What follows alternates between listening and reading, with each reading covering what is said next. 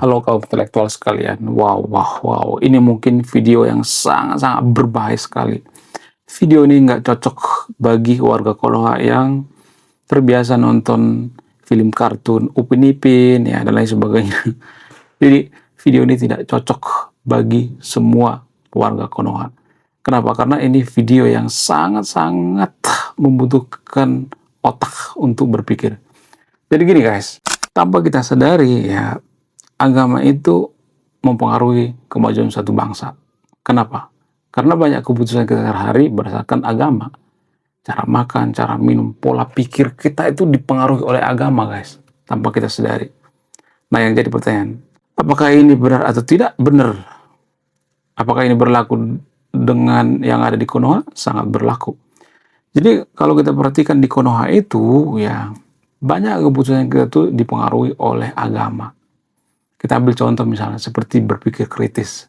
Tapi disclaimer ya, saya tidak memojokkan agama tertentu di sini ya. Saya tidak menyebutkan agamanya di sini ya. Jadi jangan berpikir saya memojokkan agama tertentu di sini ya. Dan ini pun hanya terjadi di Konoha ya.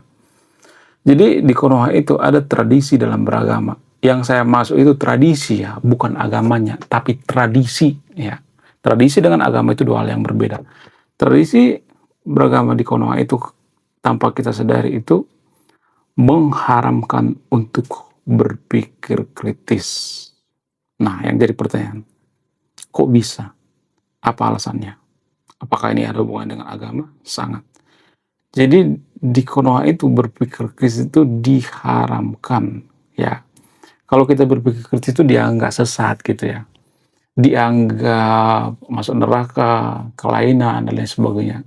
Biasa disebut dengan kurang beriman gitu. Kalau kita berpikir kritis itu kurang beriman gitu. Kenapa bisa seperti itu? Apa alasannya? Karena dalam agama itu punya dogma atau tradisi, percaya nggak percaya harus percaya.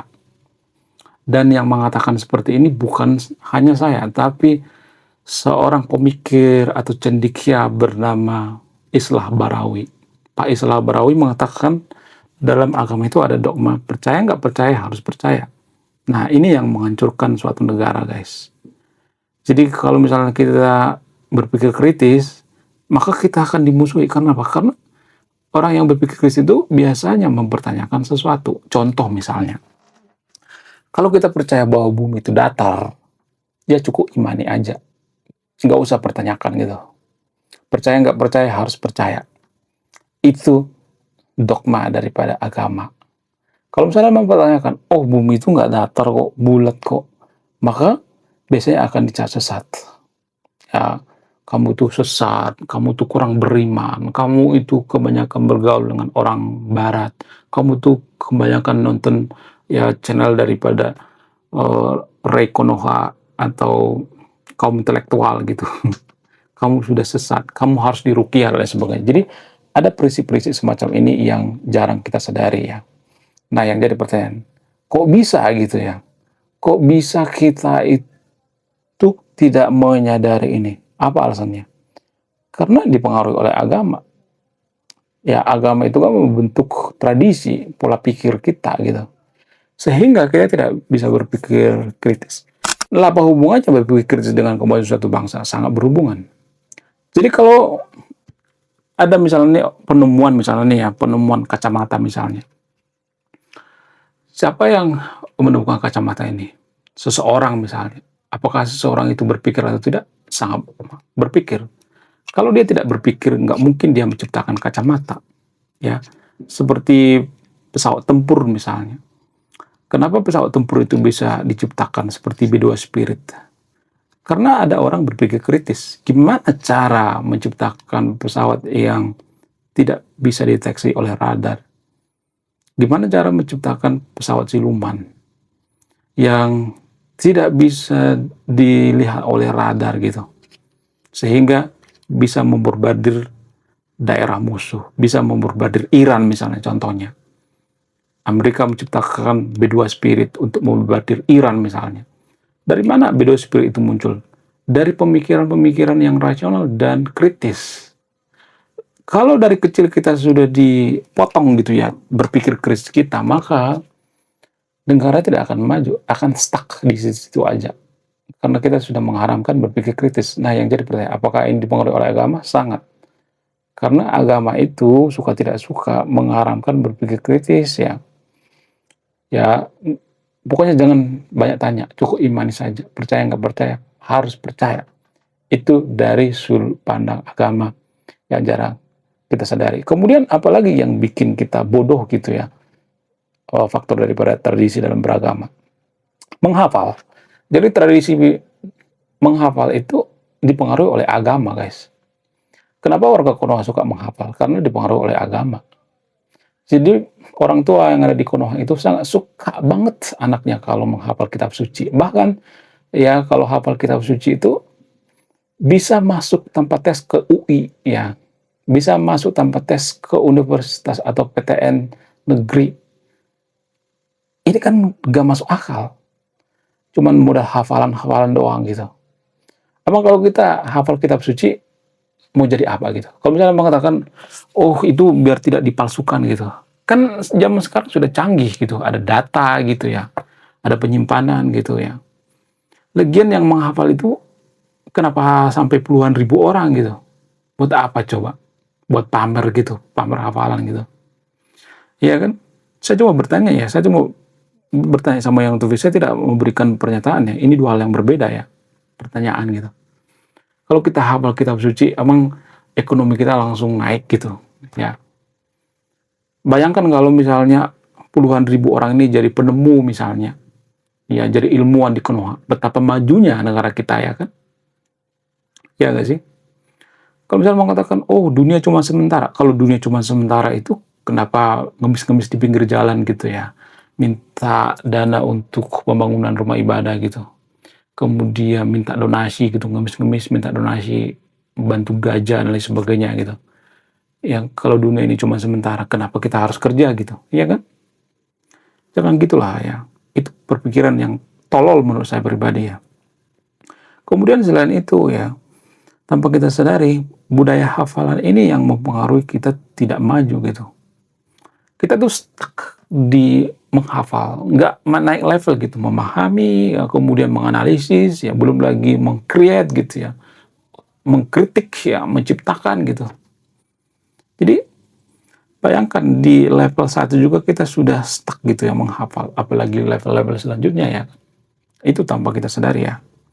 Kemudian selain itu, apalagi tradisi dalam beragama itu yang bikin negara kita hancur gitu ya, berantakan, nggak maju-maju. Dalam agama itu ada prinsip kita harus lebih fokus mempelajari tentang ilmu akhirat daripada ilmu dunia. Jadi ya warga Konoha itu tanpa disadari mereka lebih fokus mempelajari tentang ilmu akhirat, ya ilmu agama dan lain sebagainya daripada fokus mempelajari tentang fisika, ekonomi dan lain sebagainya. Kita nggak peduli dengan pelajaran ekonomi gitu ya. Kita lebih fokus pada akhirat terus ya. Kalau fokus pada akhirat, kenapa nggak dunia aja ya kan? Jadi tanpa kita sadari, ada banyak warga Konoha itu yang sudah meninggal di umur 22 tahun, tapi dikubur umur 60 tahun. Apa sih maksudnya? Dulu saya nggak ngerti artinya gitu. Setelah saya pikir-pikir, oh benar, ada benarnya juga ya. Karena gini, karena banyak di Konoha itu, semenjak umur 20 tahunan, mereka itu sudah fokus pada akhirat terus gitu ya. Sehingga mereka nggak mengembangkan diri gitu ya. Orang yang sudah fokus dengan akhirat itu artinya mereka tidak mau lagi mengembangkan diri gitu. Bayangkan ya. Zaman sekarang ini ya sudah zaman modern ya. Tapi kita masih fokus hafalan. Ya, itulah alasannya kenapa kita tertinggal gitu. Tanpa kita sadari, kemudian kita fokus mempelajari dengan akhirat gitu ya. Mempelajari agama gitu. Boleh belajar agama, tapi biasa aja, jangan berlebihan gitu. Ya, karena ilmu yang digunakan di dunia nyata itu ya ilmu dunia gitu tanpa kita sadari. Misalnya menciptakan sesuatu gitu ya.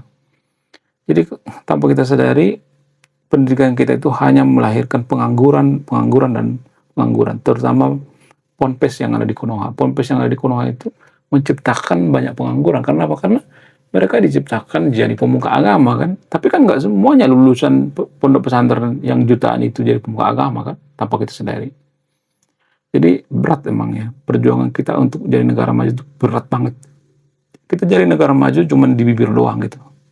Kita tidak mau bayar harganya. Kemudian kita membenci sekularisme. Lah apa hubungannya kemajuan suatu bangsa dengan sekularisme? Sangat berhubungan. Jadi negara-negara sekuler itu nggak boleh pejabat berjanji menggunakan insya Allah. Saya akan menciptakan lapangan kerja 200 juta misalnya. Atau menciptakan lapangan kerja 5 juta bagi pengangguran yang ada di Konoha misalnya. Tapi menggunakan insya Allah gitu ya. Insya Allah saya akan menciptakan lapangan kerja 5 juta. Negara maju apakah bisa seperti ini? Nggak bisa. Nggak bisa bawa Tuhan. Nggak bisa bawa insya Allah gitu. Harus ada kepastian. Ada rumusnya gitu. Caranya gimana? Kalau misalnya kita tanya sama pejabat Konoha kan, Tuhan berkehendak nanti. Pasti ada jalan gitu. Jalan dari mana? Jalan dari Hong Kong. Harus ada perhitungan gitu. Pejabat itu nggak boleh, nanti insya Allah nggak boleh seperti itu. Itu sangat-sangat dilarang di negara maju. Apakah ini ada hubungan dengan agama? Sangat berhubungan. Jadi lagi-lagi agama itu mempengaruhi kemajuan bangsa kita tanpa kita sadari ya. Kalau kita jadi negara sekuler, kita nggak boleh ya menggabungkan agama dengan negara, dipisahkan. Ya seperti Turki gitu. Walaupun Turki dikata-katain ya.